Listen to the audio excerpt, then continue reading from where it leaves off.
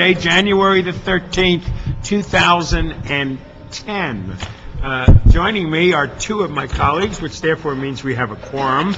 I have Mr. Bernard Parks and Mr. Paul Koretz. Thank you. We'll start the meeting right now. We have a general comment first, and that is Peggy Lee Kennedy. Paul, would you take this?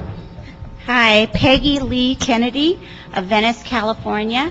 And my general public comment is that I noticed on your agenda, it's filled up with permit parking OPDs, just a bunch of them.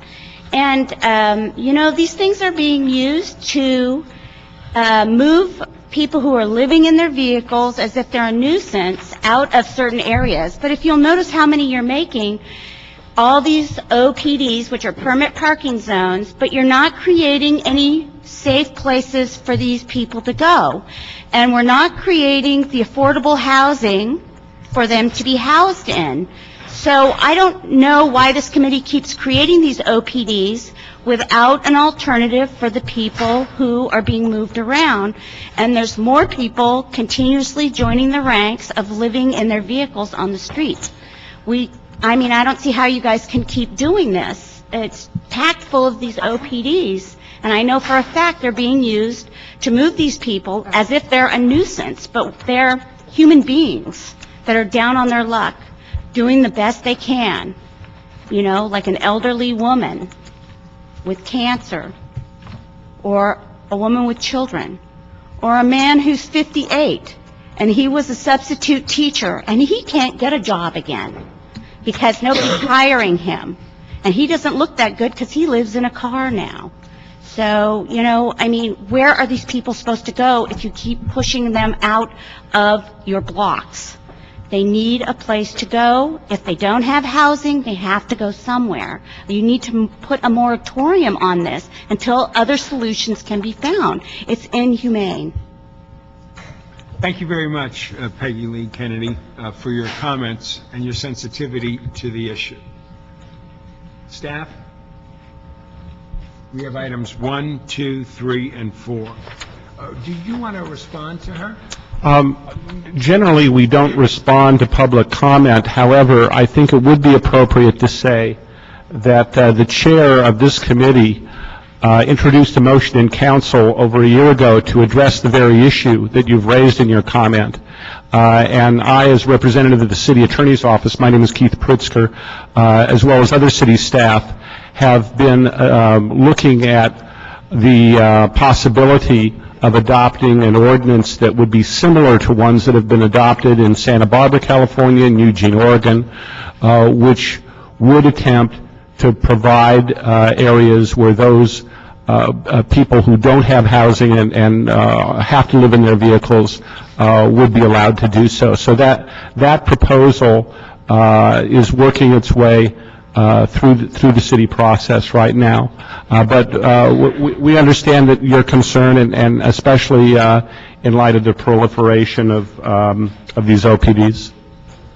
I might add, to clarify that motion did go forward for me, but it was already amended and emasculated, and now it's in the Public Safety Committee, and I'm very upset with the process. I sympathize 100% with people who live in cars and campers, and there's also obviously a bigger issue that right now there's a law in the books that says it's illegal to do so. So I hope we in the 11th District can set an example and a model for the rest of the city by coming up with safe locations for cars and campers. But you're right, it has been appeared almost on every agenda since I've been on the council, and all the districts in the city, except the coastal district, have had access to this law, and we have seen this kind of action almost every week in committee. So I appreciate your comments, and I hope we in the 11th District can make a difference. But this is the law, and this is the law that put these proposals in play by members of the City Council from various districts. With that in mind, Mr. Pritzker, the law is the law, so items 1, 2, 3, and 4, as presently within the city charter, are doing exactly that, right? That's correct. Mm-hmm. Okay. Is there anyone who wants me to take 1, 2, 3, 4 off of consent, or leave them on consent and move forward with it? Consent, second? Okay, so moved on consent, 1, 2, 3, and 4. Item number 5. Item number 5 is the Rosendahl-Labange motion relative to amending the municipal code regarding oversized vehicle parking. We have 3 public speakers for this. We have David Ewing, we have Peggy Lee Kennedy, and we have LA City Council of Transportation. Is that right? No. Joseph Thomas. I'm sorry. Okay, this is item number 5. Could all 3 come on up for that?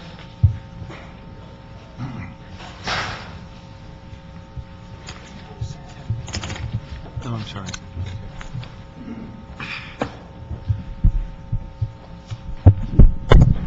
Good afternoon, sir. Good evening. My name is Joseph Thomas. I'm also a resident down here, and I represent the Los Angeles Community Action Network. The reason why I'm here today on number 5 is due to the fact that being a resident and being an activist, I noticed in Santa Monica, like you have it now, they also did that ordinance that didn't work. And then from there, it seemed to want to deem down to L.A., but I'm in support of the people here that's on that. And due to the fact that the 9th District Circuit Court of Appeals said that it was very unconstitutional because it does dream back to the homeless about sleeping in the vehicles and everything like that. Since the city, whatever city it is, does not have places of accommodation for the homeless, since the 9th Circuit Court said that 9 to 6 in the morning, since they don't have it, they can sleep outside, they have nowhere to do it, then that is a double standard here. The circuit court, a higher court, is saying you can't sleep, but you want to put it on the floor and say that they can't sleep due to the fact that you got an oversized vehicle or something and it's nowhere to go. So all I'm saying is take reconsideration of what you got here, but on my view, if you pass it, we just have to go to a higher court and overturn it and make sure that we're not just on the surface, but we're going down to the real details. And that is the homelessness has the right to have a place to sleep, whether it's vehicle or whether it's any place else. And the 9th Circuit Court of Appeals also said that and deemed that to be the law. Thank you. Thank you very much, Mr. Thomas. Appreciate your comments. Peggy Lee Kennedy. Peggy Lee Kennedy, Venice. I'm a 3rd-generation resident of Venice, California. My grandmother moved there during the Depression as a single woman with children, and she lived in a vehicle. My mother lost that housing that we had at one point, and she lived in a vehicle. So I have a history in my family of people that have been forced to seek alternative living situations because they were impoverished and they couldn't find a place to live that they could afford. That is a reality, and a bigger reality now. So you say that you can't do anything, it's the law? Well, now you're making a new law. You're creating a law even stronger to go after the oversized vehicles. In this committee, you're intentionally criminalizing people who are homeless and who may have no other choice by strengthening this law and using it at your discretion in the coastal zone. These are human beings we're affecting here. And then they get a ticket, a parking ticket for being in an oversized vehicle. Then they get another ticket. They could get 3 tickets in 3 hours. They could have 6 tickets they can't afford in like a month. Department of Transportation will come and say, oh, that person's a nuisance, and they'll tow their only home away. Then at the Department of Transportation, you have to pay all of those tickets, and you have to go and pay the tow yard to get your RV out. Or you're on the street in the cold, in the winter. And that is exactly what's happening on the streets right now because of your laws that you guys are passing and putting on consent calendar. And now 8069.4, you're making it stronger so that you could go after the RVs, the homeless people. It's just wrong, and you can stop it. Thank you very much for your eloquent comments there. Mr. Ewing. I'm David Ewing. I'm here as an unpaid representative of Venice Action. Wasn't it Anatole France who said, "The law in all its majesty makes it illegal for the rich as well as for the poor to sleep under bridges"? This brings that to mind. Venice Action has no objection to altering the oversized vehicle ordinance to read "or" instead of "and" in the 22 feet long or 84 inches high, if this is done in concert with a program for the vehicular homeless. Councilman, you have promised me, you gave me your word on a couple of occasions, that you would not institute restrictions until such a program was in place. You did it once right in the council chamber in the Horseshoe. I want to remind you of that. But we do not have objections if these things are paired. And the Venice Neighborhood Council passed a resolution saying that they supported it if and only if it was coupled with a safe parking program. This is the compassionate way to address the problem. So, the existing ordinance, which is less than 3 years old, provides a perfectly reasonable process which requires the city to pass a resolution to designate an area. Okay? The new motion before you seeks to replace that with, quote, "a new process to allow signs to be installed at the council member's request." So in other words, it would give the council person sole discretion, and we feel this is an unwise approach that lends itself to conflict. We've already seen in Venice many parking restrictions put in place without any consistent underlying rationale. May I proceed a little bit? Sure. Among the unintended consequences of these ill-thought-out and arbitrary ad hoc schemes has been a herding of oversized vehicles into an ever more limited area, leading to concentrations in certain residential areas of the community which not unreasonably feel that they are under assault. So if the procedure put in place is not rigorous, if it lends itself to arbitrary and peremptory actions by individual council members, you'll be putting the city at risk of legal actions which will be expensive for the city to defend, and you will have done nothing to address the real problem underlying the immediate reasons for this motion. In the midst of a stark and still darkening economy, we are facing unprecedented city and state budget cuts. The city can't provide transitional housing for its homeless, much less house those for whom a camper or car is all that keeps them off the sidewalk. The state is cutting 300,000 CalWorks jobs. Yep. Where are these people going to go? The safety net's collapsing. The RV homeless problem is a hot potato, and not one of you wants to deal with it. Do you think it's going to be less expensive to have these people on the street? Wrong, if you look at the numbers. Appreciate it. In jail, you know better, okay? So please, let's start giving these people a helping hand and manage the problem for the residents as well, and keep the city on a responsible footing. Thank you. Thank you very much. Could I have staff come up and explain what this motion is about? Thank you for your public comments.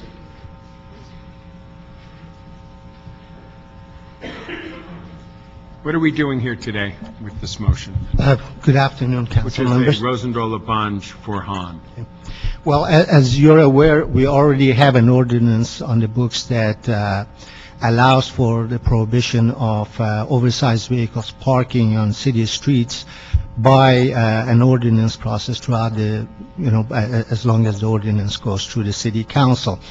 And with your permission, a very brief overview of the experience we've had in the last couple of years, because signs have been in place in two major areas of the city, in San Pedro and in South Brentwood, for about 2 years now. And the original ordinance required that permits be issued to people that need to park RVs on city streets, and therefore there was a council resolution process necessitated. And the fact of the matter is that in the last 2 years, not a single permit has been purchased by those who park oversized vehicles on city streets. And even though we have had over 65 citations issued, about a third of them issued to RVs or other oversized vehicles with license plates originating outside of California. Now, it would be a misconception to think that this is a problem limited to the Venice Beach area. As a matter of fact, the problem is more severe and has to do with truck parking in areas within the Council District 8, as well as parts of Wilmington and Harbor Gateway in the city of Los Angeles.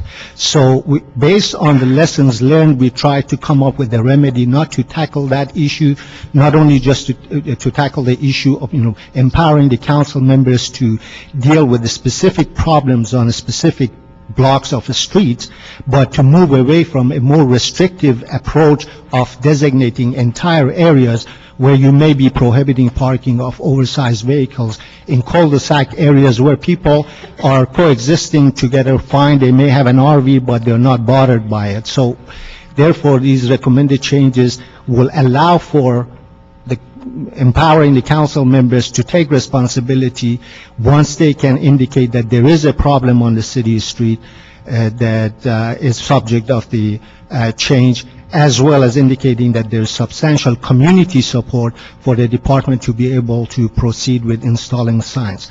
Now, as we investigated ordinances throughout most of Southern California and in the rest of the state, we learned that in 90% of the cases, they're regulating vehicles that are over 22 feet long or 84 inches high, or in some cases, they also define how wide a vehicle could be. So we thought that we should be consistent with that. And we also had a request from a representative from the Venice Neighborhood Council to change the and to or. So as I didn't see any opposition to that, but the more important issue was to move on to a less drastic measure that enables the council members to deal with the specific problems. Now, granted, and we have to be honest about this, the residents of the city that live in coastal areas, whether it's San Pedro or Venice Beach area, are not entitled to have those signs up based on the ordinance we have on the books right now, because the ordinance requires a permitting process that exempts the residents of the city of Los Angeles from others. So the California Coastal Commission, in objecting to overnight parking districts, limited our ability to do anything in those areas, and we thought that as a tool to tackle a very complicated social problem, it would be beneficial as long as we treat everyone the same way to enable the residents in San Pedro and in Venice Beach to be able to also limit the number of vehicles or oversized vehicles that park on their streets. Now, granted, these are only restrictions that apply between 2 a.m. and 6 a.m.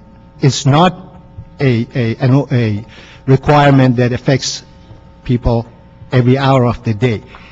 If we don't have this, if we are not able to use this more flexible tool, the tendency has been to install signs that prohibit the parking of oversized vehicles over 6 feet high all throughout the day near intersections.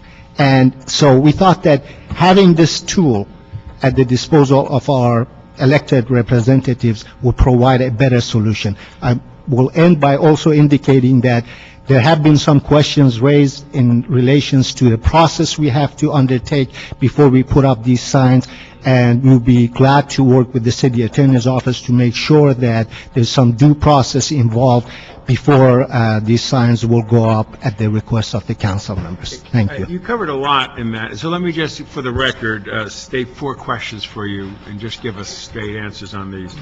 What are the issues that have arisen that led the department to seek these changes? Please explain this in the context of restrictions we face in the coastal zone. Well, as some of you may be aware, after several years of going through a process to establish an overnight parking district at the request of some residents within who live in Venice Beach area, within the Coastal Commission jurisdiction. The California Coastal Commission flatly rejected our request, and as you know, we are involved in a lawsuit against the California Coastal Commission. Their responsibility, as they see it, is to ensure that everyone, regardless of where they live, have adequate access to our beachfronts. So that's one major issue.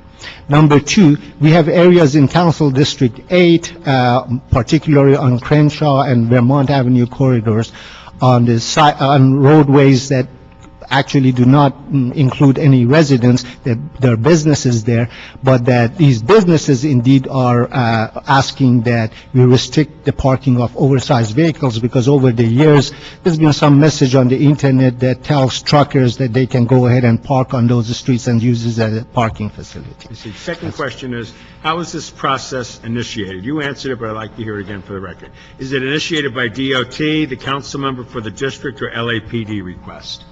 Well, at this time, as the motion has indicated, it will be dependent all on the council member's request, as long as the council member in the letter of request indicates the limits of the streets that will be restricted, the reason stating what the problem is, as well as indicating that there is substantial support for the measure. Now, there have been some questions raised regarding that, and we could discuss the idea of perhaps getting the neighborhood councils involved, so that either pursuant to conducting a hearing, or once they determine, since they are closer to their residents living on the streets, that this is a measure that has local support, to go ahead and ask that in addition to the council member. Thank you for that. How would this process differ from other overnight parking restrictions we put in place on our public streets?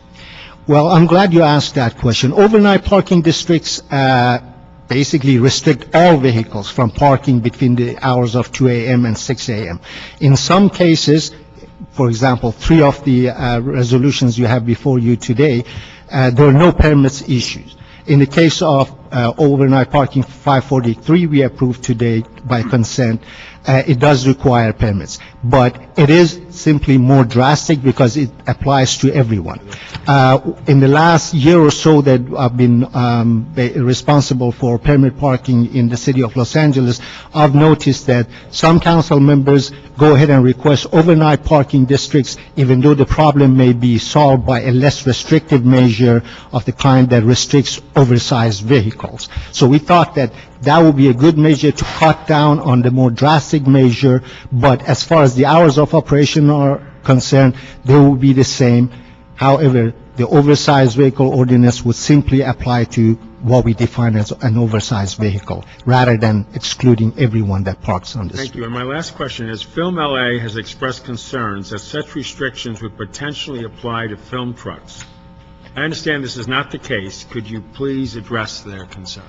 Yes, I've checked on that. Film LA applies for a permit through the city of Los Angeles, and we routinely grant them exemptions for parking restrictions. And in event that they need to do filming between the hours of 2 a.m. and 6 a.m. in our neighborhoods, I don't think that that will be a problem. That same process will provide them with an exemption.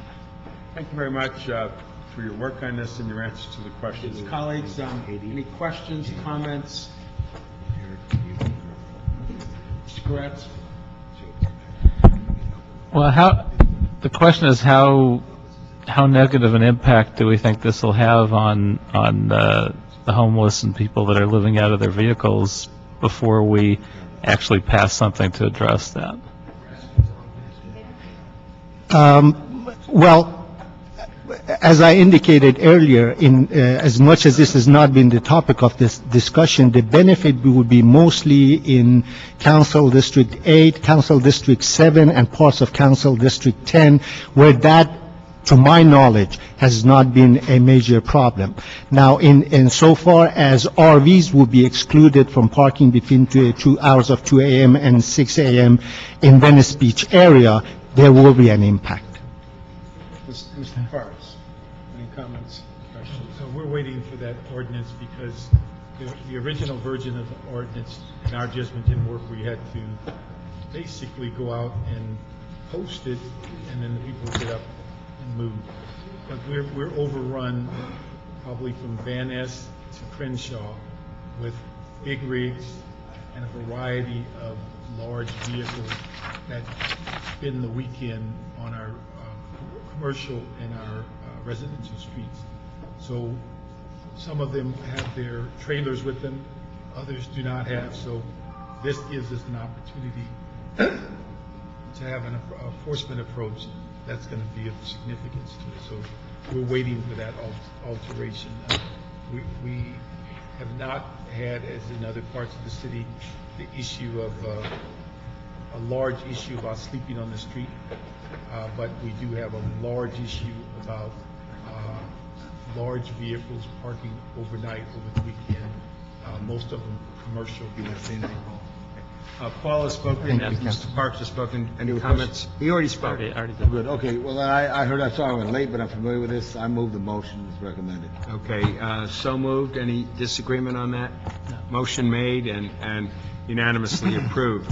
Mr. Labange, before you came in, on consent, we approved item 1, 2, 3, and 4, which are resolutions relative to the establishment of overnight parking districts in other districts in the city. It was unanimous on consent. Do we have your support? You have on my that? support. Okay, so it's unanimous on that as well. Next item. Item number 6 is a DOT report in response to a Garcetti Reyes motion relative to the shared lane pavement parking Sharrows pilot program. On item number 6, we have some cards, and I'd like to invite the speakers up. Sure, done.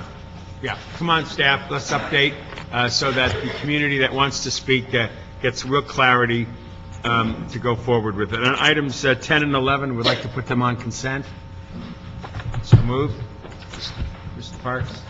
No problem. This is the building? Right. 10 and 11? Unanimous? Okay, so moved on items 10 and 11 on consent. Yes, hi. Introduce yourself and tell us what this motion is about. Michelle Mowry, Department of Transportation. I'm the city's bicycle coordinator. There was a motion by Councilmember Garcetti for us to look at development of a SHARO program, or shared lane marking, which is essentially a marking in the roadway that would designate a space that is to be shared between motorists and bicyclists to get bicyclists out of the door zone and to indicate that that bicyclists have a right to be at that space in the roadway. The city has been working with the department has been working with the LACBC, SCAG, Council District 13, including staff from the CAO's office, to look at moving the pilot project forward. Funding's been identified from a couple of sources. One, to the Southern California Association of Governments, which has identified $50,000 for us to work on a pilot project with Department of Transportation matching that with the $10,000 donation. In addition, the Bicycle Coalition has identified funding from the Bonet Foundation, the Bonet Foundation, to actually come in and do a number of the work. We have sat down and tried to figure out how to reconcile the money, the use of public and private funding, if you will, in the same sort of pot of money, and we haven't been able to do that. So what we have recommended at this point is that DOT move forward with the engineering aspect of the project, and the LACBC move back forward on the elements of the project that are more humanistic, education and marketing, if you will, and that we come together and do the project jointly in that matter, using city staff on furlough time, on straight time, as paid for through this $50,000 grant. Where we are at this point is we have both, the LACBC and LADOT have done scopes of work for the elements of the project that we've moved forward. We've submitted them to SCAG, and SCAG's working on an agreement. And I think we're all in the same place. The LACBC has seen our draft of what we would do for the pilot, and we've seen the LACBC's work, and we're essentially trying to get an agreement out of SCAG to start work. A series of questions which I'm sure will help those who want to speak clarify from their point of view too. Question number 1. Where did the funding come from for the SHARO's program? And for the benefit of my colleagues, please explain what a SHARO is. If they don't know, I'm the one who doesn't know. I actually don't have a photo of the marking with me, but it is a marking on the pavement, much as a roadway is striped with stripes. For instance, if you saw a stop indication in a road where it says STOP, we'd use the same sort of materials, either thermoplastic or paint usually, to mark to put that marking in the roadway. Essentially, it looks like a bicycle with two chevrons above it, or a sergeant bicycle, if you will. It can only be placed per the state of California guidelines in a number of situations. We have to have on-street parking to be able to do it. It has to be placed 11 foot from the curb base. So you have to have a car parked, the curb is here, 11 foot from that curb base. It goes to the middle of the marking, and it's painted or thermoplastic marked in the middle of the roadway. Essentially, a parked car is about 8 foot, the door opens, and that gives a bicyclist enough room to clear that door, and again, indicates to motorists that the bicyclists have a place to be there. I'm sorry, the rest of the question? Well, where did the funding come from? I think you answered. Funding. Again, we were looking at $50,000 from SCAG, $10,000 matching from LADOT, and I believe it's $35,000 from the Bonet Foundation, but the LACBC can tell us if that's true or not. Is that only enough money for one pilot? At this point, it's just enough money for the pilot, and the funds that I've mentioned here do not include the marking, the cost for doing the marking, and DOT will actually provide that using local bikeway funds. Okay. My hope is we can accelerate this and get them all over the place, and I'd like to get a timetable of how we go about getting there at another meeting, but I want to find a way to make it happen in the next year rather than waiting a couple of 3, 4, 5 more years. So if we can come up with a strategy that brings that together, bring it back to us informally and then publicly in the committee. But I do understand that this program is a partnership with the LA County Bicycle Coalition. Please explain how this partnership came about and what the division of labor is in implementing this pilot program. As I think we indicated, the partnership is based primarily on the funding scenario. We have a pot of money that's public money. We have a pot of money that's foundation money that is being worked through the LACBC. The LACBC, in all fairness, did approach us first on this project about 5 years ago to look at the possibility of putting sharrows in the street.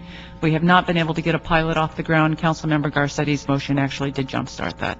Okay, and let's get beyond a pilot program as quickly as we can, too, obviously. What was the anticipated timeline for implementing the pilot program, and are we on track to meet that timetable, since this is a new moment? Well, the timetable is based on the notice to proceed from the funder. So until the agreement is cut, the timetable doesn't start for us. When the agreement starts, we've got about 11 months for the overall project. That doesn't mean it'll take us 11 months to get sharrows on the ground. We'll go through, and I'd have to double check, but I think if everything goes well, it'll be approximately 3 months before we get sharrows on the ground once we start. And what do we need to do to start? Get approved by the council? We need to have the agreement between both agencies, all agencies, the LACBC, the city, as well as SCAG, to be approved. So once we get an agreement everybody is comfortable with, then it goes through the signature process, and I believe that'll come to council. But this will go to the council, and then council's action will spur you into that time frame of doing that? It's predicated on the notice to proceed from SCAG with the agreement. We can't start anything. We technically can't spend any money. We can't do any work because we can't be reimbursed for the work until the agency tells us we can go. Okay. Please come back to this committee, officially come back to this committee, and give us an update on that right after council takes action, so that we have in our hands, so that we can pressure a timetable for resolution between SCAG and the other groups, so that you can say to me, Bill, we have the deal in place, the clock starts now, but I'd like a report in 30 days that tells me whatever it tells me, but whatever the facts. I don't want to wait 6 months. Yeah, I don't think it's going to be 6 months. Or 3 months, or 2 months. Yeah, we can come back and give you an update. Great. Yeah. I look forward to that update. And there's 3 more questions. I think Councilmember Parks had a question. I was just wondering, in the report it mentioned that you've identified 5 to 10 other locations. Yes. Where are those? That was one of my questions, by the way. Where? These are preliminary because the scope of work calls for us to identify what those locations will be, but the ones that we're looking at now are Fountain from Weston to Vermont, Adams from Western to Hoover, Reseda from Van Oren to Nordoff, Westholm from Santa Monica to Hillgard, Verdugo from Eagle Rock to the city limit, Workman from Alhambra to Avenue 26, Fourth from Wilton to Commonwealth, Polk from San Fernando Road to Sunrise Ridge, and Abbott Kinney from Venice to Main Street. Again, we don't know if we'll have the funds to do all of these, but these are the ones we're looking at now. On that one, you said Adams, From Western to Hoover. Western. Okay. Yeah. Now, one other thing, I think we talked about this before, we've mentioned how we can get SC area. Is that anywhere close? We looked at, for the Sheros, we've looked at a number of locations. Adams is probably the ideal one for us to run the test on. In the bicycle plan, we are looking at, and as a matter of fact, we just left a meeting before this that looked at additional mapping in addition to the first draft, and we are looking at additional access via the bicycle plan around the USC campus.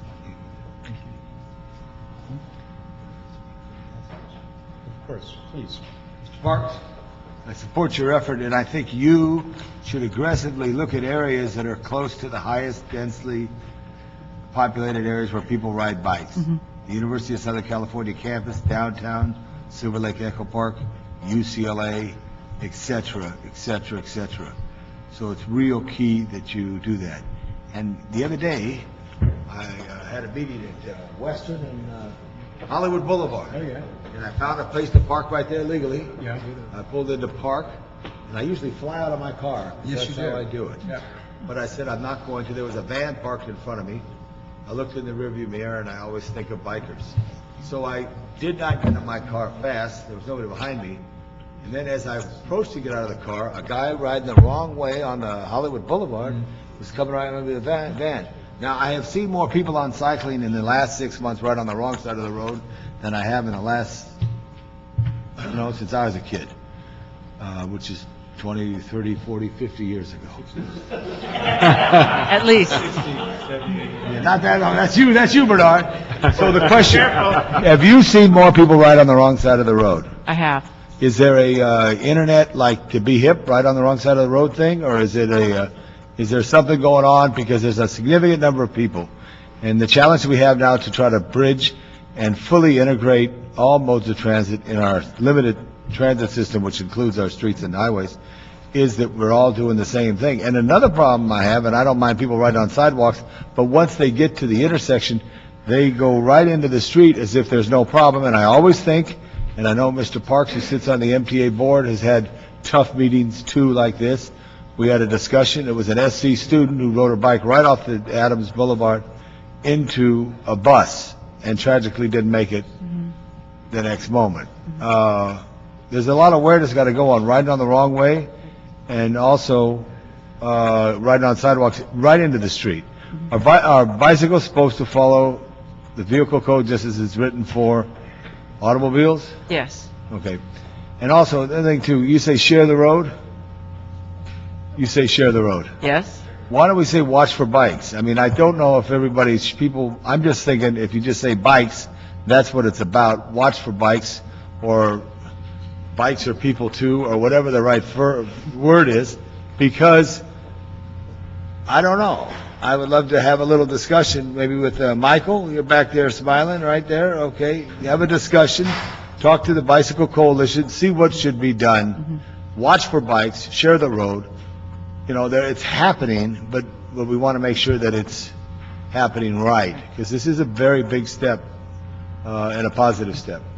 But I support Mr. Parks, and I do believe there's a bike lane on Hoover, north-south, from all the way from that, so you connect it and feed off North that. of USC campus, yes. Yeah, thank you. Mr. Koretz? Yeah, I'll ask 3 questions at once, and you can just answer whatever Sure, piece answer makes the sense. last 3 questions. How effective have Sheros been found to be in places where they have been used? And number 2, I've heard that there may be some sort of guerrilla illegal Sheros that have been posted in places in LA, and how effective have those been in improving awareness between drivers and cyclists? And can we include Sheros in the long-term bicycle plan, or should we? Let me answer the last question first. Sheros are included as a measure within the technical design handbook of the bicycle plan, so they are included in there. What we haven't identified yet are corridors where the Sheros might be placed, and the pilot project will actually help us indicate what those are. And that's part of the deal. One of the other things about the state guidelines on the Sheros is we can't put them on roadways that have peak hour. I have a peak hour travel lane because the parking disappears and we can't put sharrows on lanes that have posted speeds above 40 miles an hour, at 40 miles an hour or above. So that's going to preclude some of our higher speed arterials, and we can put them on other streets, and that's what we're looking at. And that's why we have the mix of roadways that we have in here. We know that travel patterns for motorists are different, and how the behavior of motorists are different in Venice than in Chatsworth, per se. And so we want to get kind of a widespread across the city. The only study that we know of to date, although we're doing a little bit more checking at this point, is the ALTA study that originally was done in San Francisco that looked at how sharrows might be introduced to the state of California, and that study was used to adopt the symbol within the state of California. It says that the sharrow does a number of things, and it says it is very effective at two particular things. One, at getting cyclists out of the door zone, the car door zone, when a parked car opens its door, and the other thing it does, and this is where Councilmember Labange was going, it actually has been shown to effectively move cyclists to travel in the correct direction instead of riding against vehicular traffic. So it's been shown to be good at both of those things. One of the things that the ALTA study did not do is it didn't really look at motorist behavior relative to bicycles. We actually hope to do that and see how motorists change their behavior as the sharrow goes in. It also didn't look at a number of traffic conditions that we have in LA that they don't have in San Francisco. Most of the testing was done on very low volume streets, and we want to look at some of the larger volume streets. So we're looking at a couple of arterials. I couldn't tell you how effective the gorilla sharrows are. Because they are a traffic device that is illegally placed, I think the city's policy has been to remove them as soon as they can, and unfortunately that costs us money. Thank you. Okay, I really appreciate your answers. Please. I was just going to ask one of the things, and it just is not scientific, but in looking around SC, my sense is that it's not the vehicles basically adjusting to the bicycles. It's we have hundreds of bicycle riders who are oblivious to the traffic. If you come out on 32nd Street near Hoover, they have like a private street. Kids actually come out on that private street on the 32nd Street like it's all private. And what our concerns are is that it's almost like they're riding in a bubble without any knowledge of what's going on around them. I think the number one traffic accident location for bicycles is like Hoover and Jefferson. That's true. Somewhere in It has historically been a problem. There, you can see why. I do know Because that. they're going in several different directions. It's like they're the only ones on the street. So I don't get a sense it's vehicles. I get a sense it's their mindset that they're the only ones on the street. Well, I Again, think, it's not scientific, yeah. it's just from observing. yeah, I think we have a number of problems, and Councilmember Labange alluded to this. I think part of the reason we're seeing more and more cyclists riding the wrong way and a number of cyclists riding on sidewalks is we've got a whole bunch of new users. And I would include the USC. I would just want to interrupt you only because I know you too well. I think it's a very tactical effort by some, in ways. I mean, I think there's some information, as Mr. Parks, did anecdotally on that. Education is so key on this. Oh. And the other day, which I didn't like to see, I saw a police officer stop two cyclists. Their bikes were on the ground. I know it wasn't a proper, a nice meeting. It was an aggressive meeting because someone was aggressive in action, and the police wanted to inquire. When I say that, usually when you get stopped by the police, you pull over the curb, you get out of your bikes or whatever. There was not a fisticuffs, but it was hostile. So we have to do something to, should people be ticketed for riding the wrong way down the street? At the very least, I believe they should be pulled over and informed that this is against the law. Yeah. The citation probably should occur if we've got a cyclist doing something in a very dangerous location. What's our liability? Many cyclists believe that it is legal and that they should ride against traffic. We truly need to teach them that it is not, and I believe our officers pulling them over and explaining that it is not is probably the first step. But you're absolutely right. It is against the law. It's extremely dangerous. I also don't support sidewalk riding for the same sort of reason, because a bicyclist moving at a very high speed entering the intersection is not expected by a motorist, and that's when we have a problem with right turns. That said, we have a lot of things we need to do, and I think we do need to work with the USC campus to address the problems on the USC campus. We have in the past almost attempted to work with the transportation department at USC, but at that time, the management was not supportive. My understanding, there have been a transition there, and it may be opportunity to do that again. And what I think we have are new cyclists. You know, the students may have not done a lot of riding for transportation reasons, and they're coming to the USC campus and they're starting to ride again their bikes for transportation, and they're taking a pretty laissez-faire attitude toward this when we need them to understand they're mixing with traffic. 2 questions more. You rattled off the locations. Is that on a website that someone can look it up? It's not yet because they are draft and they are not finalized, although at one time the LACBC did post locations, and I believe we've actually changed 2 of them since then. Okay. Until we have final locations, we can't post them. Okay. Are you getting input from the various bicycling groups of what locations make the most sense? We've been working with the LACBC on this. Okay. And the last one is, are you going to be contacting the relevant council offices, neighborhood councils, to get them involved in this? Once we have finalized the list, we will let them know we're working on the project and what to expect. Okay. I know I pushed you because the staff recommendation was to continue it for 90 days, and I said 30 days. Can you handle it in 30 days so we can? I don't know that we'll have any progress by then. 90 may be better. If we sign the agreement within the month, that would get us to the point. Let me walk you very quickly through the task. We have a study purpose that basically is an overview of the study. We identify the road segments, which are essentially to further the list. We develop the study methodology and the project design, and then we do data collection before. So we don't even begin data collection until we get 3 months into the study. So I don't think we have a lot to tell you until we put the markings down and pull the second round of data, and that could be 6 months. Okay. My problem is the black hole and the history in the past, and that's why I want an update in 30 days no matter what. We can do that. I don't know that I'll have a lot to share beyond what I'm telling you today. That might help us focus and keep the focus going. And if any other additional resources that you might need after 30 more days of interaction, you would let us know. Maybe we can go to one of these foundations or whatever. But I'm impatient with the issue, and I know you're only one person, so I don't want to burden you. So whatever you can tell us in 30 days as an update would be helpful to the community that's there. Okay. Before we vote on it, obviously, I'd like to have the card folks who want to make public comment. Arisha Somolsky. Thank you. Ramon Martinez. Jeremy Grant.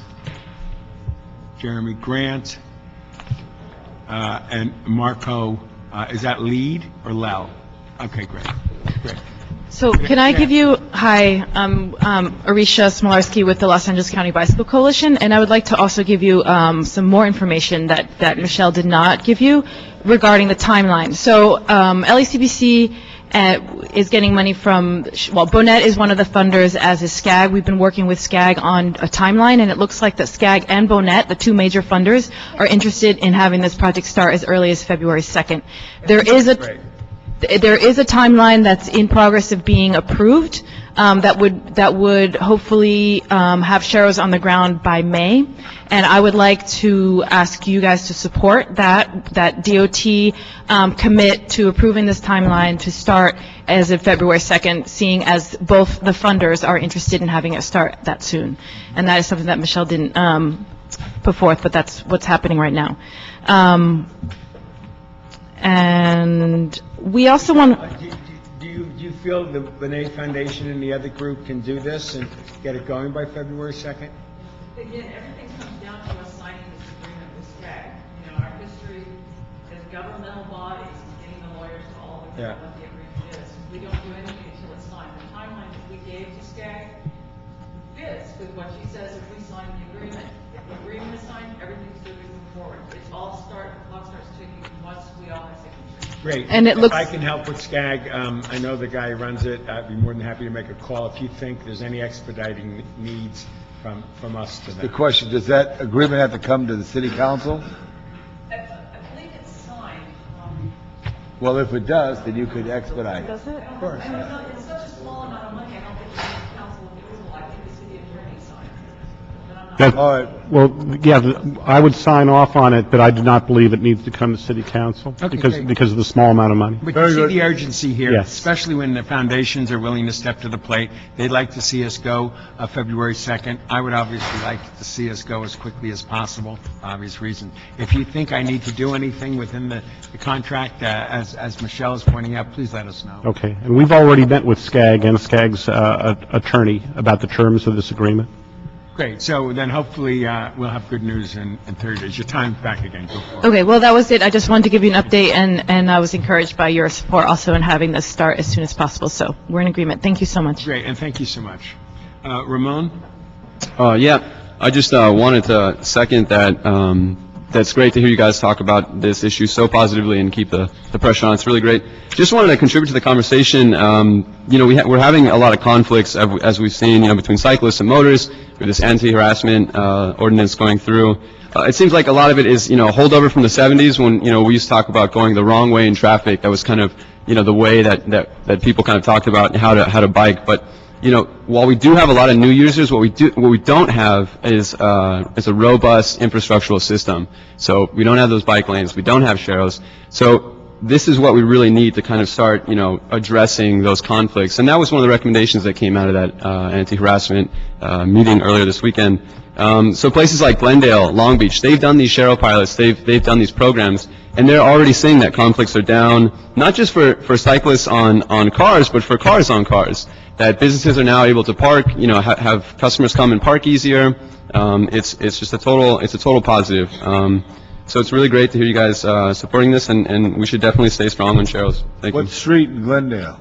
Glendale's got a residential street. I think it's Glen Oaks. Is what they're doing? Glen Oaks, the boulevard across Yeah. the top, okay. But what Long Beach is doing is a more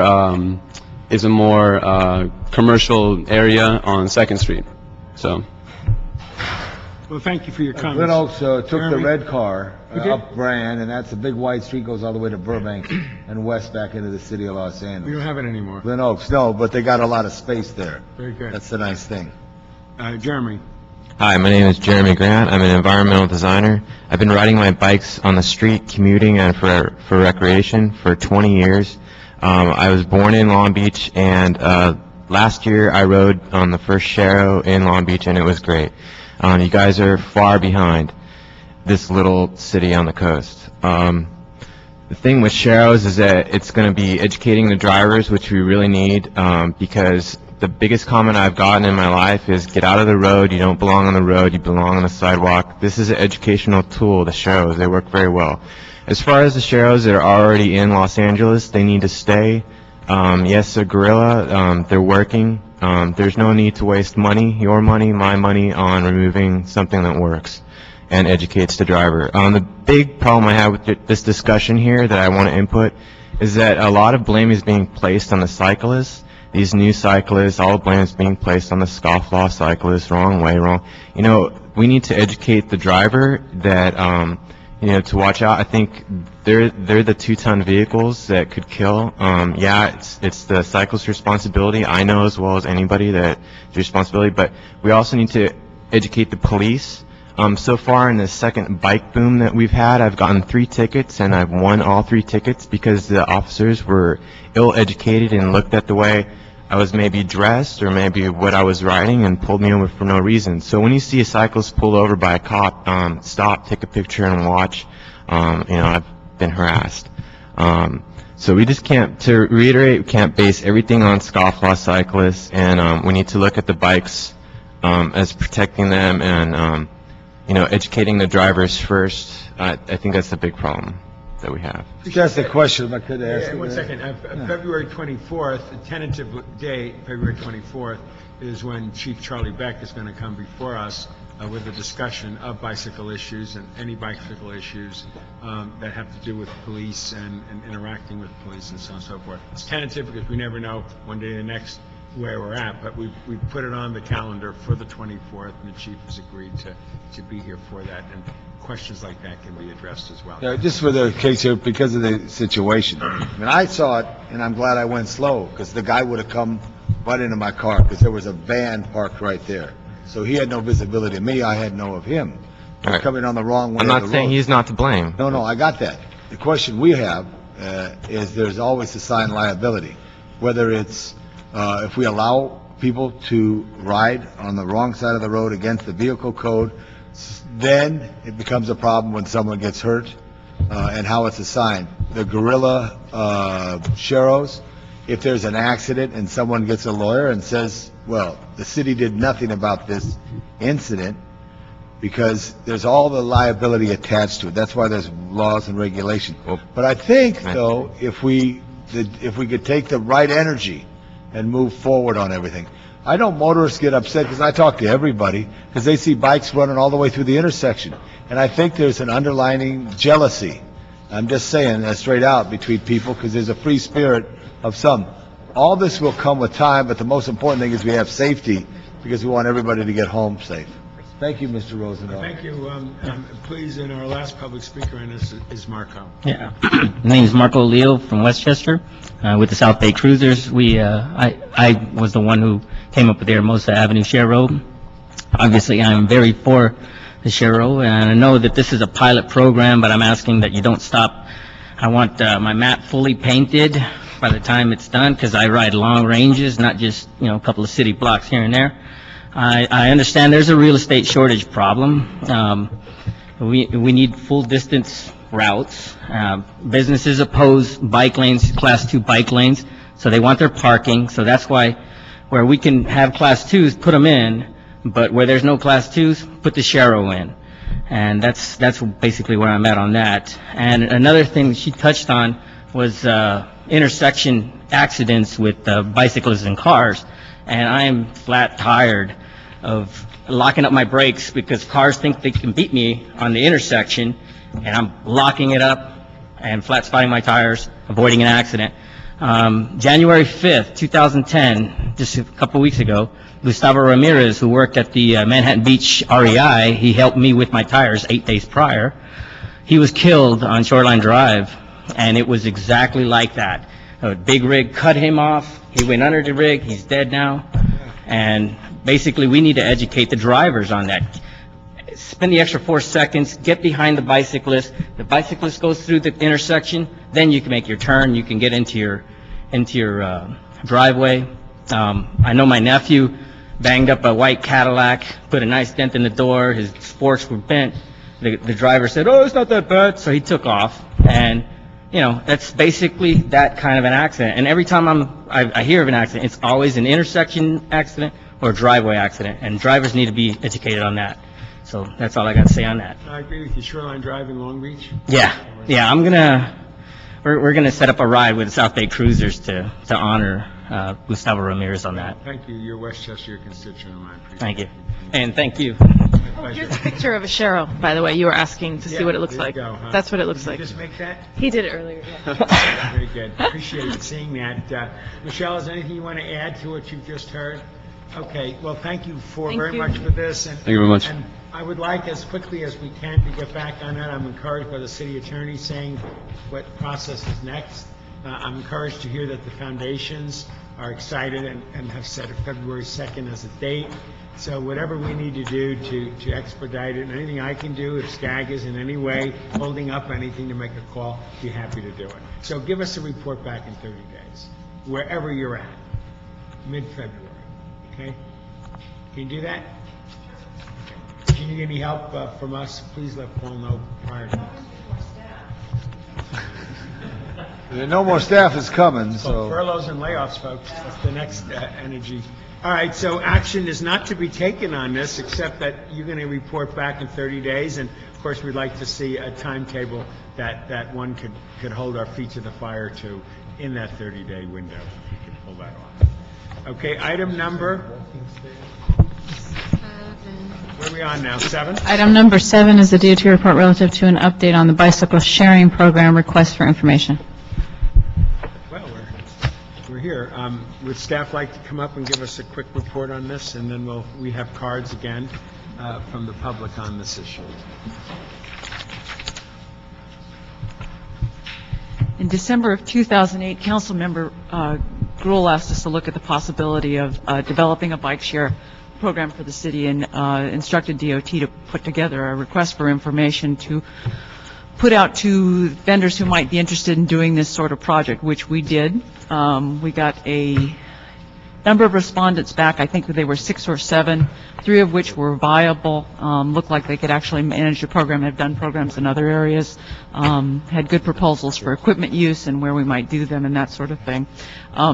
The bike share concept, if you're not familiar with it, has been most popularly characterized by a program in Paris, France called the Velib program, where literally, hundreds of thousands of bicycles were put on the streets in various stations that could be checked out with a credit card and membership to a program, ridden around the city and then rechecked in to the existing stands. Since then, they've been tried in a number of locations, a few now in North America. The first generations of these sort of programs started in Amsterdam. It was called the White Bike Free Bike Program.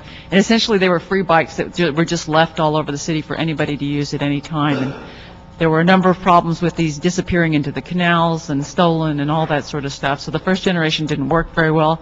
The Velib program in Paris is the second generation. There have been reported to be a number of problems there, including an 80% loss of the bicycles. The Paris program is supported through ad revenue through the vendor JC Decaux. The city, in exchange for all of the billboards and use of the billboards by JC Decaux, provided this program to the residents of Paris. And then the third generation that's being tried more popularly in North America is a program that the governmental agencies support. Montreal has kicked off their program. I believe they've dedicated $40 million Canadian to essentially doing a bike share program there. The city of Washington, D.C. has done a very small pilot of 100 bicycles at 10 locations, and they've had pretty good results with the project that they're doing. What we'd like at this time is direction to go back and talk to the 3 vendors, and we also have an understanding that Metro is looking at developing a program at some of the rail stations, so we'd like to integrate with them as well. Sounds like a good idea. Okay. Colleagues? Yeah, please, Mr. Koretz. Yeah, I know Long Beach, I believe, either has or had a program, and my understanding is they had the same problem with bicycle theft. Is there a current generation way to deal with the theft problem with programs that are more current? The Long Beach has a program now that's employee-based. It's not open to the public, and that one's done pretty well. I think they did have a free bike program that all of that first-generation Amsterdam sort of program, which Phoenix, Portland did as well, and all the bicycles disappeared.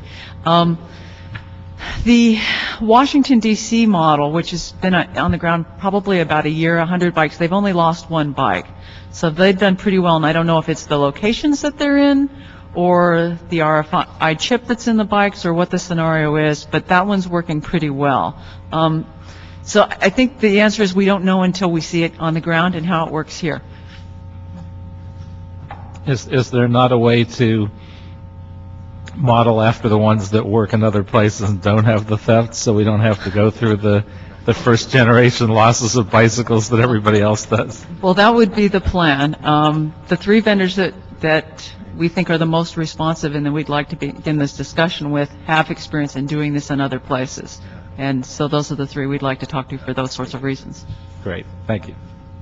Any questions? Yeah, I have a question. I don't think we should deal with this. I think we should let that happen. I think the most important thing we should do is try to get a bike station at every metro stop. I think the most important thing we should do is try to get other places where there's intensity of bike shops. I happen to live in Silver Lake, and in the last, would you say, and someone called it the second wave? What was the first wave of bikes in the 70s? Okay. This is a big wave. There's many shops have opened up, just to open up bike shops.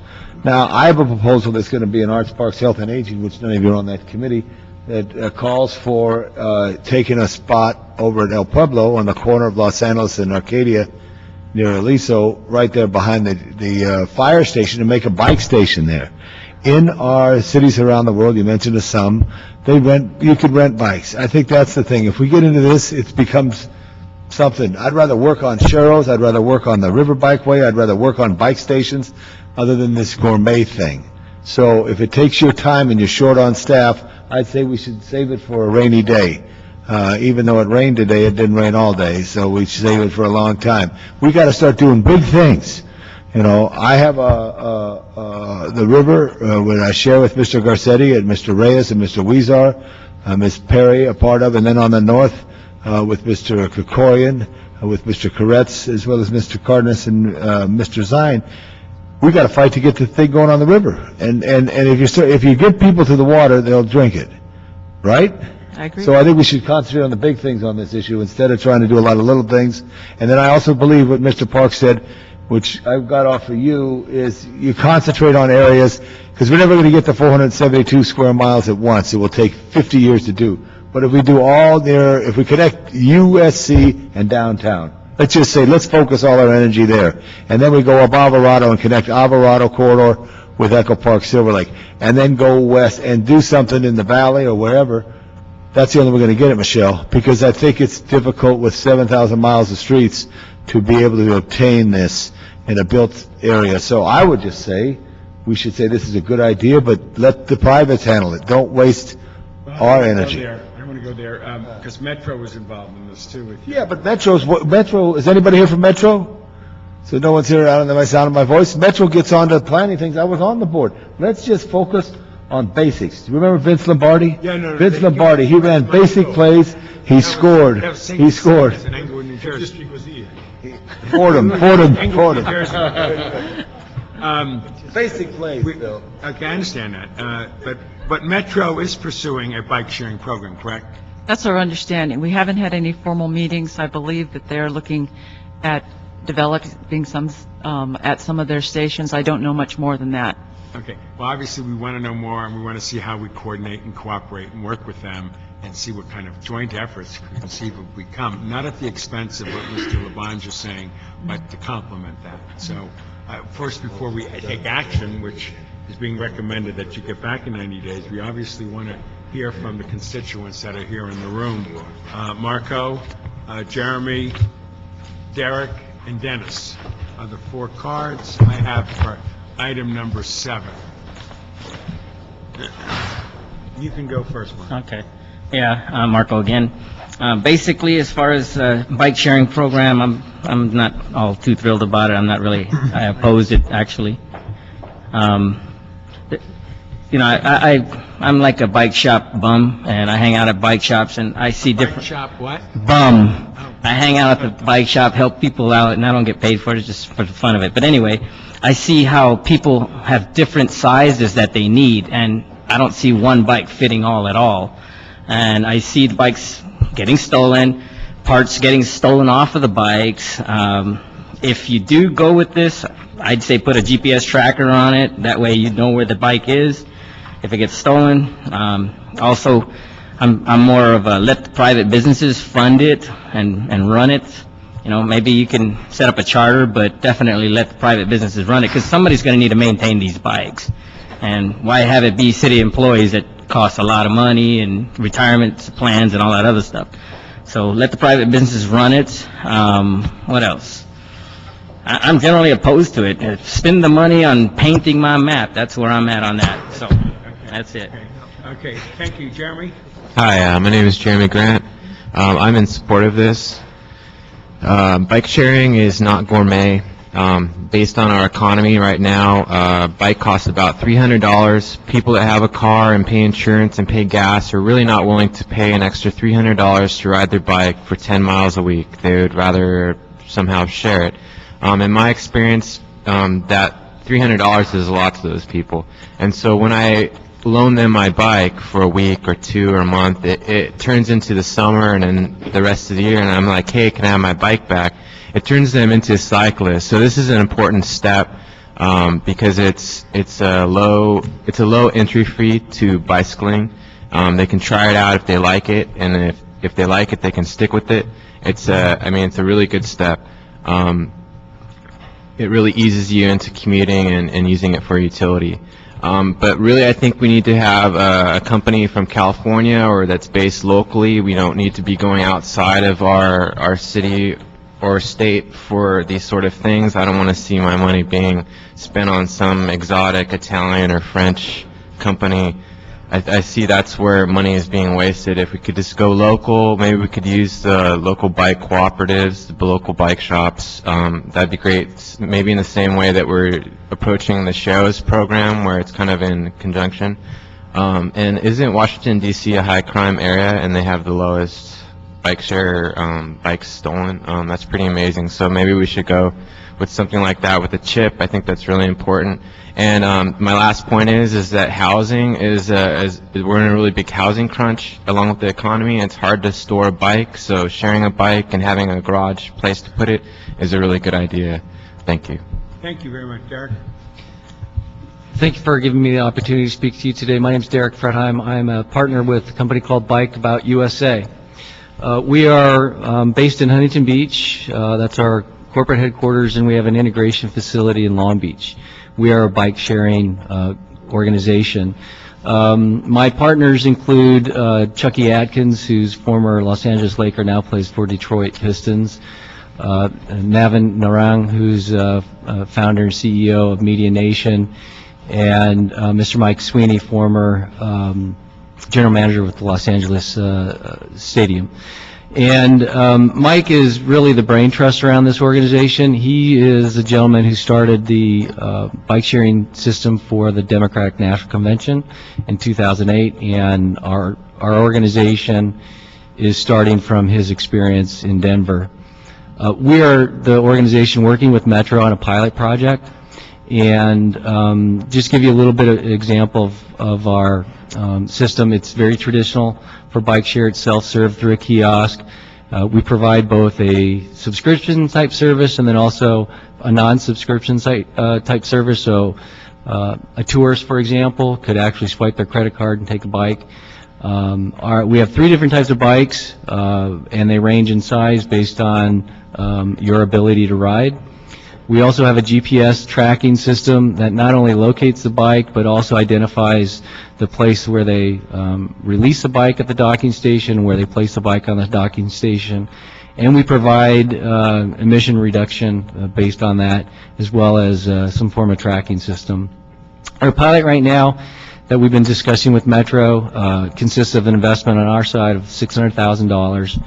And we're looking at the Wilshire, Vermont area along the Red Line. And we've had discussions with some staff at the DOT level, but if the council's or the committee's looking to take action, we are not part of the 3 that Michelle's referring to, and we'd like to be, in essence, invited to the party. Thank you. Appreciate your comments.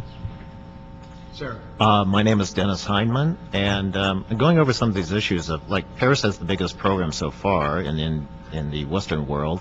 They have 20,000 bicycles. It started out with about 10,000. They doubled the amount of bicycles in 6 months. The theft and vandalism there is mainly, this is Paris. Paris is, VLIB is called. But I think the biggest problem with that is that the people that are playing the bicycles, J.C. Decaux, the rack system where the bicycle goes is very secure, but they supplied a very flimsy lock that just in case you want to park it somewhere else. That is probably the key weakness of the whole system there, that probably would introduce a lot of theft and vandalism. And also, when you look at the vandalism over the length of the program, it's been 2 years, it's about 18 a day, and there's 20,000 bicycles. I mean, you accumulate it, it's a lot, but per day, it's not very many. Now, some of the other ones, like Dixie, does not allow that. They learn from that. And also, the components on the Paris bicycle, the baskets taken off, the bells taken off. And so it's a learning experience. This is relatively new. There's other things that involved here is that the 2 that are from the billboard companies are hardwired. That's J.C. Decaux and Clear Channel. Clear Channel is the first one, the second generation. There's a problem with that they have to hardwire.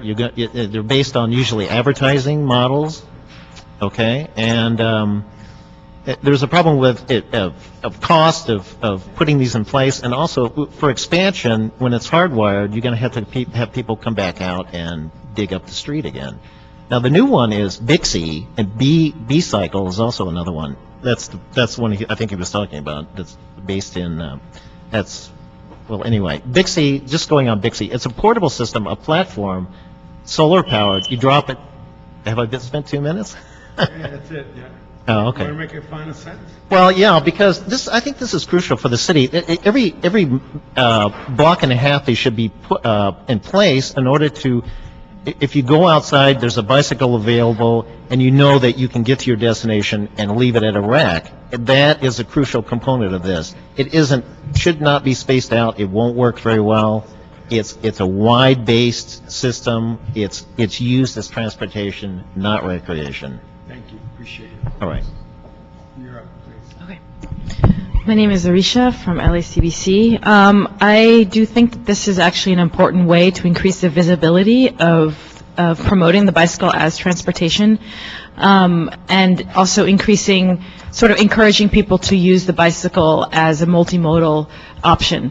In Paris, I used to live in Paris, and I never rode a bike there. There was no infrastructure on the street. It was not a bike city. It wasn't until Vélib happened that it became a bike city. So I think it actually is a valid component to creating a bicycle-friendly street, and I think that this can happen, maybe with the leadership of Metro through a pilot program, start off slowly, do the necessary, get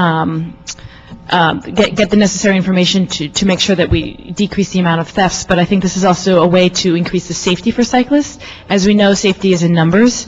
The more cyclists that we see on the streets, the safer it is. And I think this works very well in conjunction also with the bike plan. We're going to hopefully see more. We need to see more bike infrastructure on the streets at the same time, if not before, before seeing a bike sharing program on the streets to make sure that the cyclists are safe. Thank you for that. Sir. Ramon Martinez.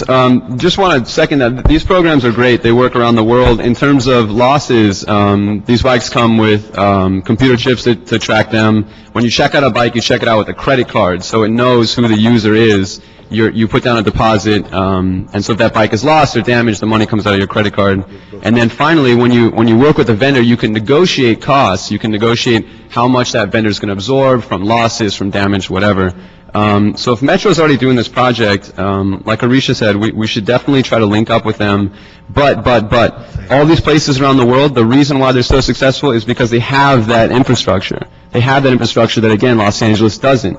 This gentleman was talking about working in the Wilshire, Vermont area, but the new bike plan doesn't go anywhere near the red line. We won't even get close to any of these high-density areas because we won't give up any lanes, any parking spaces. So that's the thing we have to link up here. These programs have to be done in conjunction with boosting our local infrastructure for bicycles.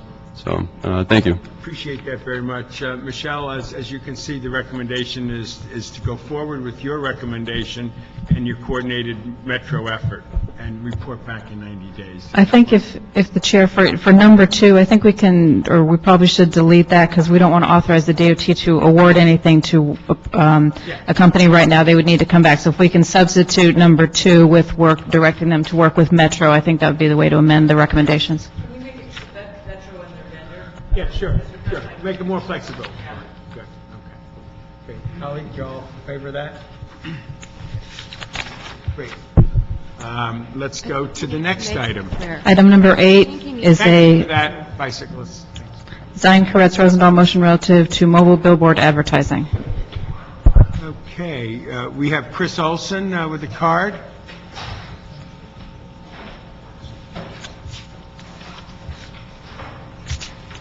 Yeah, we want to take 8 and 9 jointly. Would you say what 9 is so we can just move forward? Sure. Item number 9 is a Labange Han motion relative to unhitched trailers on streets. Great. Go for it. Hi. Good afternoon. My name is Chris Olson. I'm with the Office of Councilman Dennis Zine. Thank you for hearing this motion so quickly, co-presented by Mr. Koretz and seconded by the chair. I think everyone agrees that these mobile billboards are unhitched trailers or trailer advertisements. They're a source of blight.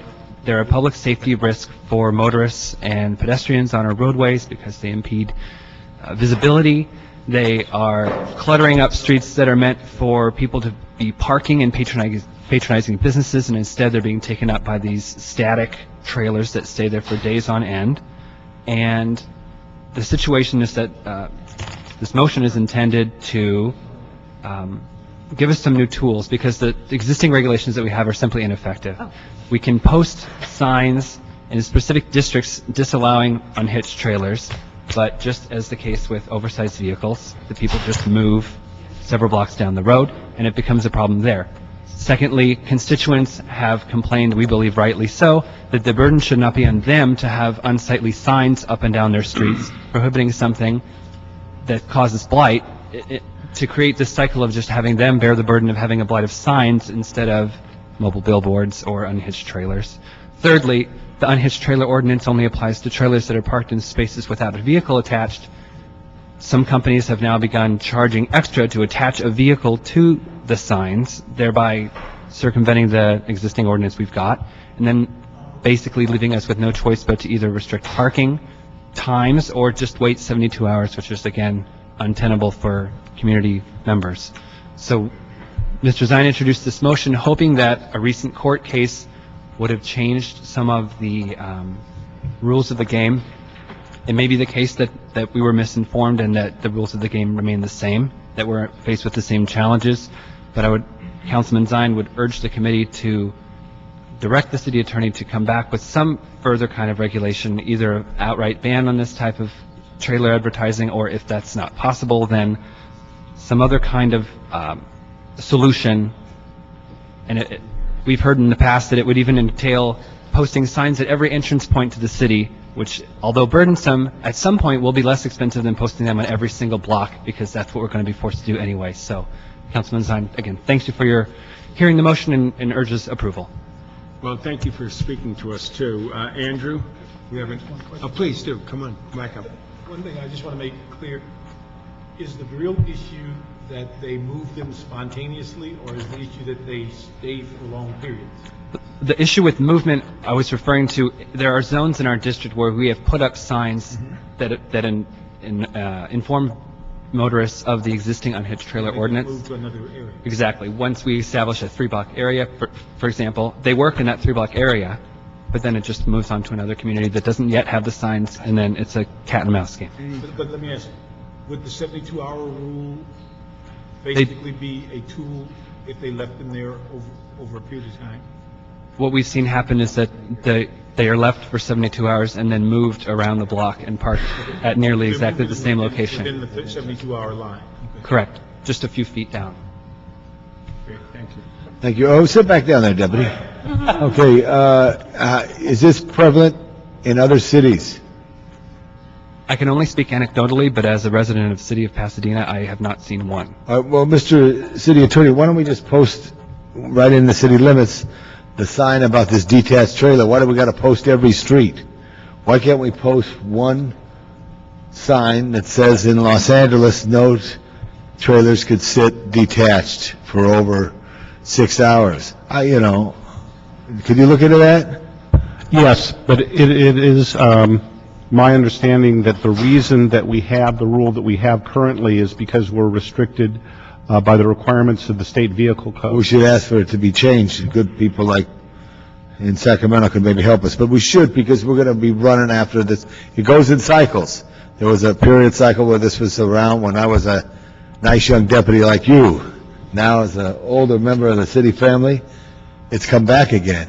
And the other thing I wanted to attach, and I don't know if this is legal, let's say you're a business and you have a business permit. In the business permit, does it say you have to comply with the laws of the city of Los Angeles? Does it say that in our business permit? Do we know that? I don't know offhand. I assume that it does. But I don't know. And I don't know if the wise one would know. Because my thought is this: if it says you got to comply with the laws, we could go out to that business and say, you're not complying with the laws because you're dumping a trailer on the street here, so we're going to revoke your business license. I mean, we have to get real teeth. It's a game. And Alan, you've been around 20, 25 years.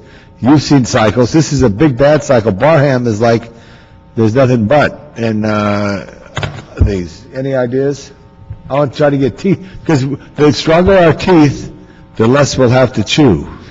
Okay? We have less people to do our job. So we have to have stronger teeth. Okay, Alan Willis from the Department of Transportation. Actually, that's the best suggestion I've ever heard. All right, but I'd go in a different direction. All right. if you have a business license in the city of LA, you could amend your licensing requirements or conditions on those licenses to say that thou shalt not park any unhitched trailers with, for the purpose of advertising on city streets. If you make that a condition of the permit, then they could lose their permit if they violate that. Because the law right now that they are complying with is they are basically making sure that they do not park these unhitched trailers where signs are posted saying it's illegal to park them. Right. So they're complying with the laws right now, so you're not going to be able to get them that way. But if you make it a condition of the permit that they can't do this type of advertising, then you basically make sure that they don't do it. I see Maria take a note. So let's see if we can connect that. There is some separation between powers on that. We have one card. Andrew? What would they be getting a business permit for? Well, like, for example, I've seen signs advertising new residential developments. Those are frequently posted, left on trailers up and down the street, directing people next right to such and such. I've seen them for alarm companies. I've seen it for things. If you go get a business permit, what would be your classification of a business in order to put those signs, mobile signs? Well, no, what I'm saying is that if you have any business permit in the city of LA, say as a real estate developer, as an alarm company, anything like that, that one of the conditions on that permit or that business is that thou shalt not advertise the business on trailers left parked unattended on the street. Okay, but now, what I thought we had this come before us before, that many of the people that were dealing with the trailers were third parties. They were not the business of... That those companies are hiring somebody? Once again, if the company that has the permit to operate a business in LA hires somebody to do that, you can make that a restriction, that they can't post them themselves and they can't hire somebody to put those advertisements out there. I think we're going to ask for legal opinion on that, but I think it'd be Yeah, I good. think the city attorney needs to report back whether we can require them to do that. This usually comes back to First Amendment issues, and the city attorney will look at this issue along with the others that are identified in the motion. Right. Okay, so, hey, Andrew Morales is right here. Andrew, give us your thoughts. Good evening, gentlemen. My name is Andrew Morales. I work for Councilmember Tom LaBonge. As a volunteer? As a volunteer. I'm an intern. And I primarily work out of our Toluca Lake Valley field office. And I work primarily, again, with my field deputy, Alice Roth. And during our routine drives around North Hollywood and the Toluca Lake area, we've noticed numerous unhitched trailers, and we've gotten repeated complaints from our constituents in the area. I mean, again, I'm just echoing what the gentleman to my right said about, I mean, you have to cut down parking time because of these unhitched trailers that are in the way.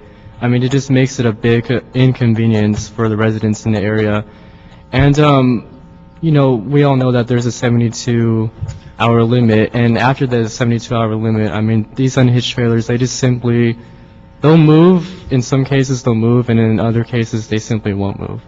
But when they do move, they just move to the other side of the street. They just move to one different area. So it's not really, accomplishing much by that hour limit. So, I mean, these advertisements, they just simply advertise Thai massages, condos. I think I even noticed a security firm once, too. So it's just become a big inconvenience in the area, and I just wanted to bring it to the attention of the committee. Thank you for your time.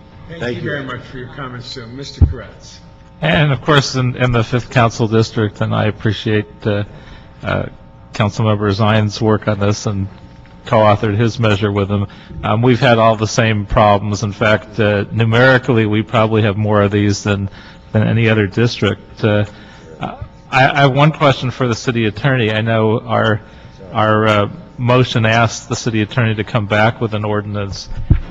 Is the office working yet on a legal strategy for what we'll actually use to go after these? No, we're not, because for a couple reasons. One, this Lone Star case that's referred to here is still being litigated. In fact, I got a notice about a week ago that a motion of reconsideration was turned down by the Ninth Circuit, and it's expected by Michael Nagel, who's the Deputy City Attorney handling this case, that Lone Star Security is probably going to appeal to the U.S. Supreme Court. It is, we expect, not likely that such an appeal will be granted. So that's one issue that we are keeping track of. The other is that we have, of course, limited resources like all other departments, and we don't draft ordinances or do research until we're instructed to do so by a majority vote of the City Council. Okay. And we haven't had that on this motion yet. So once we reach that point, we don't have to wait for the final disposition of the Lone Star case. No. We can make the assumption based on where it stands now in our favor. Right, and we could also do the additional research that Councilman LaBonge was suggesting about trying to connect city permits to the restrictions on people placing these billboards on the streets. Or posting of signs at the city limits. Yeah. Near there. So what about companies that don't have any permits with the city? Is there anything that would stop a company that operates outside the city from coming in and doing these? Well, just the laws that we have currently. So we've got, as you heard, the 72-hour rule, but in addition to that, we can post areas block by block, which we've done in some parts of the city, and you've also heard that type of posting is somewhat ineffectual because of the number of blocks that we have and our limited ability to continue to put up additional signs. But when we look at the strategy of going after people with business license permits, companies that don't have any business license permits with the city, would that enable them, because of not having any permits, to come in from Pasadena and do these without any impact upon them? It might, and that's part of the legal considerations that I and my colleagues will have to look at when the council instructs us to do so. Okay, thank you. Very good. Can I have that sheet back, Paul, that I gave you? Which one? Oh, yes. Okay, good. Can I ask a question, Mr. Chair, and Mr. City Attorney, if I'm out of line? On these issues of trailers, I know we also lost a court case on catering vehicles parking in there. I want to make sure we're okay to talk about this, but there's a concern by some that the parking spaces are being eaten up by not its real intent. These trailers eat up a parking space, usually in a meter zone, something of this nature here. So I'd like your professional opinion. I would ask that of the city attorney, but it's not a legal question, on the advent of all these trailers taking up parking, on the advent, in addition to that, of catering trucks and other merchandise selling vehicles. What's your professional opinion on it? You could, we'll talk, and then maybe you could come up with a report later on. Thank you. Okay, so at this point, we want to approve this motion, both 8 and 9, and send it on. Maria's looking at you. Yeah, I think 8 would be approve the motion as amended, if that's all right with the author of the motion, to look at the business license issue that was brought up, and then we would Or sign approve item number posting, 9. or sign posting. And the sign posting. Thank you. 9? And we approve that motion. I believe DOT is already working on the flyer that you were talking about. Mr. Chair, could I add that once the motion comes to council, if we could include a request for the city attorney to come back in 45 days after that with a draft ordinance? So moved. Second. How about 30 days? Whatever we think is reasonable. I'd take 30 days. This is a serious problem. 45 days, okay. 45 days is my Any other best item? guess. Any other public comment? Mr. Chair, just for clarification, item number 8, the mobile billboard item, is going to the Planning and Land Use Management Committee next, before going to council. Very good. Appreciate that. Okay, thank you. Meeting's adjourned. Thank you, everybody. Yes and no.